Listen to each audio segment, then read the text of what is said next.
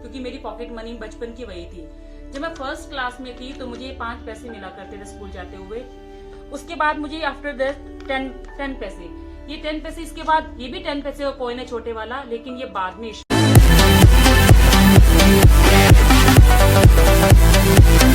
सीढ़ियों की जरूरत उनको होती है जिन्हें छत पे जाना होता है।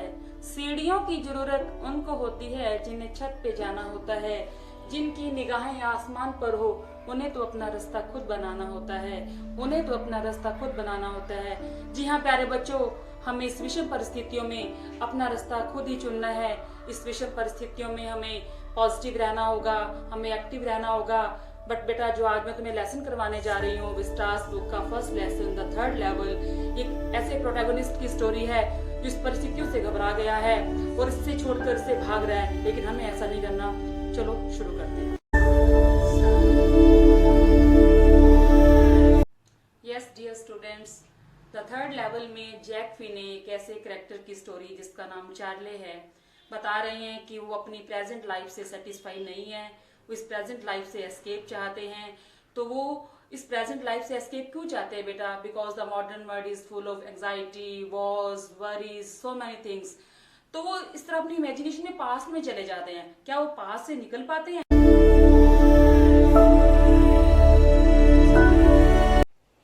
समरी में बेटा 3 मेन कैरेक्टर हैं।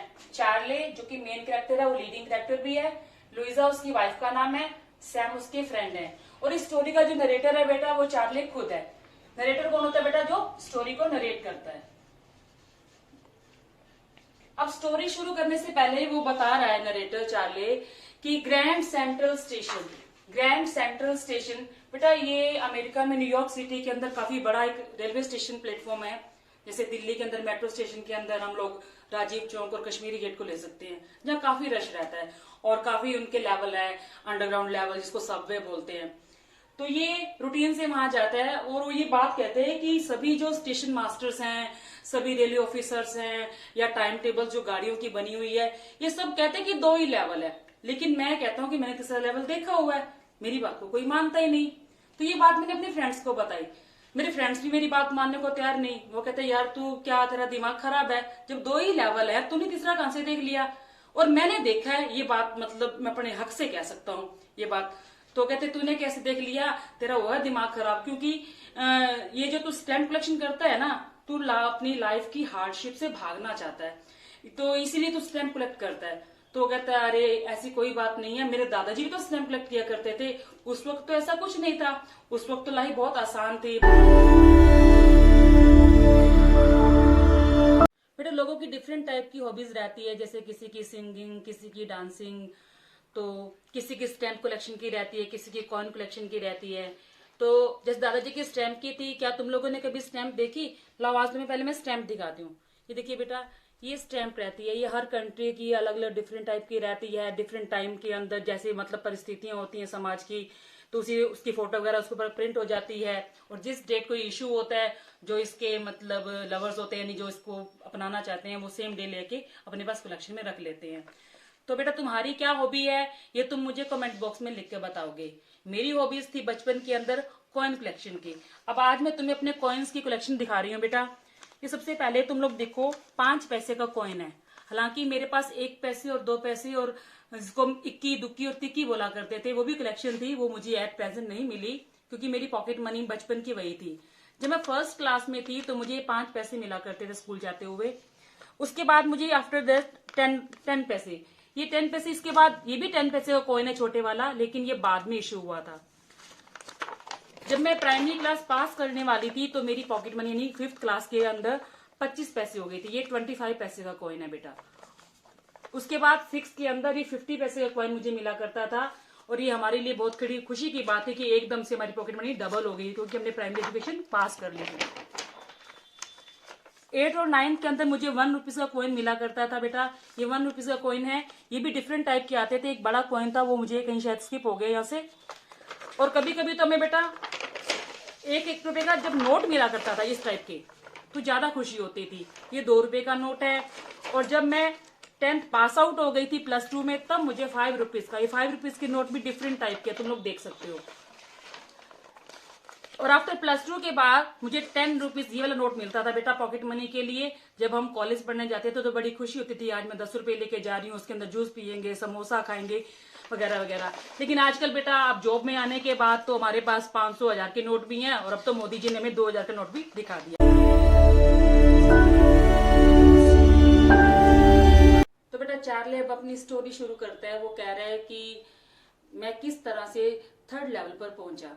तो एक दिन क्या होता है, चार्ली को ऑफिस में काफी देर हो जाती है और वो बहुत जल्दी से घर पहुंचना चाहता है, क्योंकि नेचुरली को भी जब हम ऑफिस में लेट हो जाते हैं तो घर में बीवी बच्चे इंतजार कर रहे होते हैं, तो जल्दी होती है। तो वो भी बड़ा जल्दी में था। पहले उसने सोचा कि बस में जाऊं, फिर उसने सोचा कि बस में तो देर हो जाएगी, क्योंकि ना मैं सबवे यानी कि मेट्रो, जो अंडरग्राउंड मेट्रो होती है, ट्रेन होती है, मैं उससे चला जाता हूँ। अब जैसे ही वहां 2 लेवल थे, 1st लेवल में सीढ़ियां उतर के जाता है, उसके बाद 2nd लेवल पे जाता है। जब 2nd लेवल में जाता है तो कॉरिडोर होता है, वहां एक वो मतलब खो जाता है, उसको पता नहीं लगता कि मुझे अब किस रास्ते से जाना चाहिए। तो फिर वो बात कहता है कि यार ये ग्रैंड सेंट्रल स्टेशन कितना बढ़ गया है ना, कितने स्टेयर केसेस हैं, कितने कॉरिडोर्स हैं।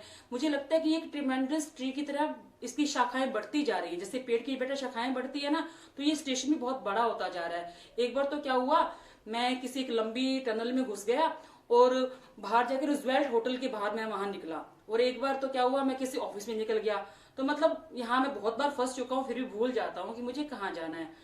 तो अभी मैं चले जा रहा हूँ, सिवाय मेरे कदमों के मुझे कुछ भी दिखाई नहीं दे रहा।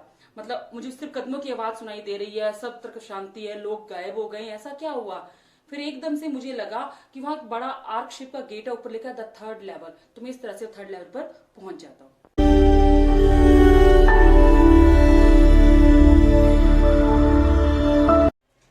ए सीन फ्रॉम द पास्ट।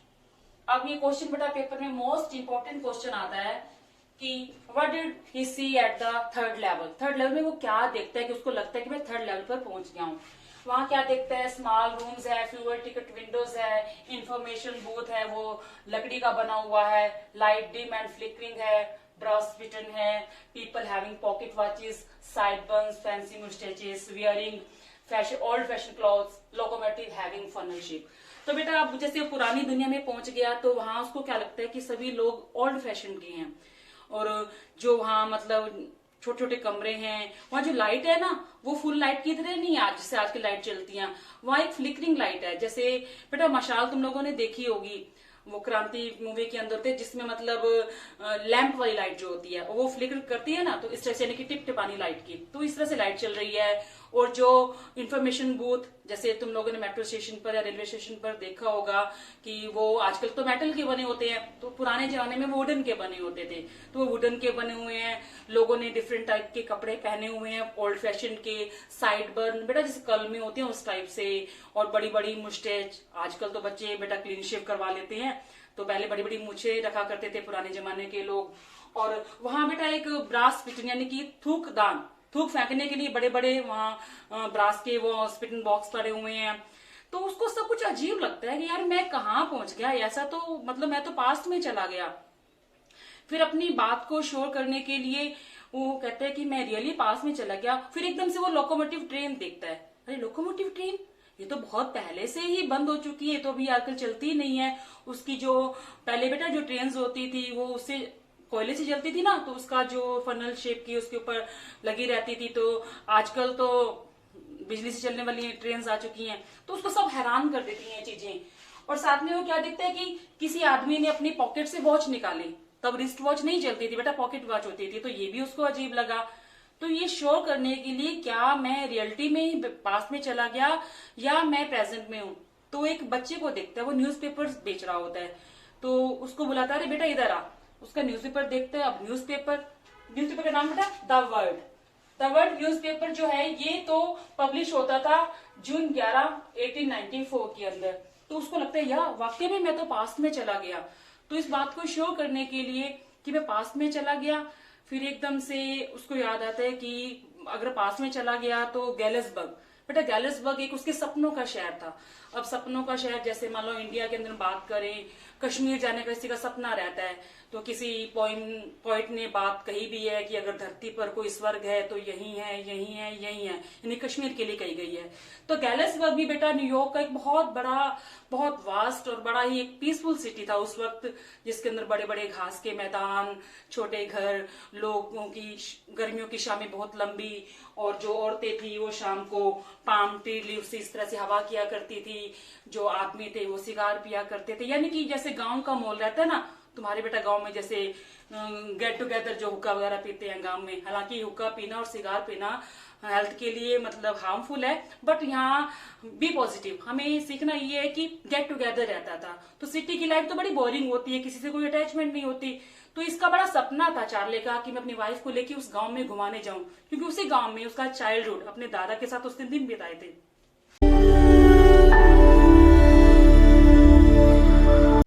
फिर चार्ली टिकट विंडो पर जाता है और 2 टिकट की मांग करता है, अपने पैसे निकालता है। अब यहाँ बेटा बताना चाहूंगी कि वो पास्ट में बेशक चला गया, अब 2 टिकट की मांग क्यों कर रहा है? क्योंकि वो अपनी वाइफ को भी ले जाना चाहता है, गैलिसबर्ग दिखाना चाहता है। इट मीन्स वो इंसान नहीं है, वो पागल नहीं है, क्योंकि वो कॉन्शियस है, क्योंकि राइटर यही दिखाना चाहता है, प्रेजेंट और पास्ट का मिक्सचर। तो यहाँ भी टाइम और स्पेस का एक क्वेश्चन भी रहता है पेपर के अंदर। तो वो 2 टिकट की मांग करता है, जैसे ही वो करेंसी देता है उसको, तो जो कलर को होता है वो मतलब कि टिकट वाला, वो एकदम उसको घूर के देखता है, मुझे पागल समझ रखा है क्या? ये ओल्ड करेंसी है, अगर मतलब तुम मुझे पागल समझते हो तभी पुलिस को बुलाऊंगा, अरेस्ट कर दूंगा। तो बेटा जैसे डीमोनेटाइजेशन के बाद हमारे पुराने नोट है अब मान्य नहीं है ना, तो इसी तरह से वो पुराने जमाने पहुंच जाता है, तो प्रेजेंट करेंसी वहां पर मान्य नहीं रहती।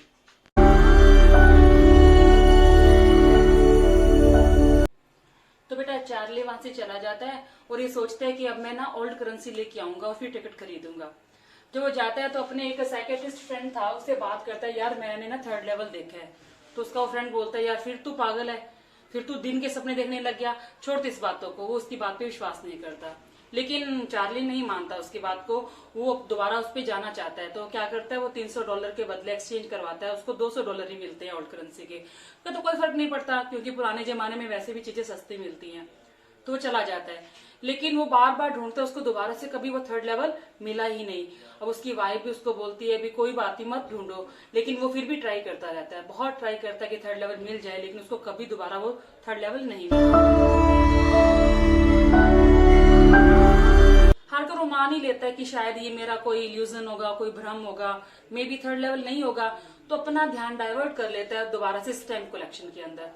तो एक दिन जैसे पुराने हम लोग कई बार कागज अपने देखते हैं ना, तो पुराने कागज देख रहा था, अपने स्टैम्प कलेक्शन को देख रहा था, दादा के टाइम की, अपने टाइम की। तो क्या देखता है, उसको एक फर्स्ट डे कवर मिलता है बेटा। तो यहाँ फर्स्ट डे कवर बताना चाहूंगी, मोस्ट इंपॉर्टेंट क्वेश्चन रहता है, मोस्ट इंपॉर्टेंट क्वेश्चन है फर्स्ट डे कवर। इसको बड़ा ध्यान से समझो, फर्स्ट डे कवर क्या होता है। इसमें क्या होता है, जिनको स्टैम्प कलेक्शन का शौक होता है ना बेटा, वो जिस दिन स्टैम्प इश्यू की जाती है, वो उसी दिन स्टैम्प लेके पोस्ट ऑफिस जाके, मेरे पास बेटा ब्लैंक पेपर नहीं था इसलिए मैं ये कार्ड लाई हूँ, यहाँ अपने स्टैम्प चिपका देते हैं। जिस दिन मान लो ये आज की इश्यू है, तो यहाँ स्टैम्प लग जाती है, और यहाँ सेल्फ का एड्रेस, अपना ही एड्रेस अपने नाम से पोस्ट कर देते हैं, और इसके अंदर कुछ भी ब्लैंक पेपर डाल देते हैं, क्योंकि इसको खोलना तो कभी होता ही नहीं, सिर्फ रिकॉर्ड रखना होता है। तो ये इसको फर्स्ट डे कवर कहते हैं, ताकि कभी फ्यूचर के अंदर पता लगे कि इस दिन ये इशू हुआ था और इस दिन ये मुझे मिल गया, तो ये उसको फर्स्ट डे कवर मिलता है। नॉर्मली बेटा क्या होता है कि जैसे मैंने बताया, एनवेलप के अंदर ब्लैंक पेपर रहता है, यानी कि कुछ भी लिखा नहीं होता, क्योंकि सेंडर्स वो रिसीवर सेम ही होता है, क्योंकि खुद ने मेरे को ही अपने आप को भेजा होता है। लेकिन ये जो फर्स्ट डे कवर खोलता है, उसमें एक लेटर मिलता है। लेटर कौन लिखता है, उसका दोस्त सैम। तो सैम के लेटर को देख के हैरान हो जाता है। उसने क्या लिखा होता है कि मैं 1894 में पहुंच गया हूँ, गैलिसबर्ग बहुत ही अच्छी दुनिया है, तू भी 3rd लेवल ट्राई करता रहे, तुझे एक दिन सफलता जरूर मिलेगी। तो ये बड़ा हैरान हो जाता है, और यहाँ रिवील भी करता है कि ये जो सैम था वही इसका साइकेट्रिस्ट फ्रेंड था। तो ये चीजें इसको लास्ट में मतलब एंडिंग यहीं पे जो राइटर है वो छोड़ देता है। अब कुछ बच्चे कहते हैं कि इसका एंड हमें समझ में नहीं आया मैम। तो यहाँ बेटा एक क्वेश्चन मार्क है कि हमारी एनालिसिस करके लेसन को, कि क्या ये भी उसका इमेजिनेशन था, उसका फ्रेंड जैसे उसने 3rd लेवल को इमेजिन किया था, या वो रियलिटी में था, ये हमारे पे डिपेंड करता है। That is enough for today, lesson he complete होता है।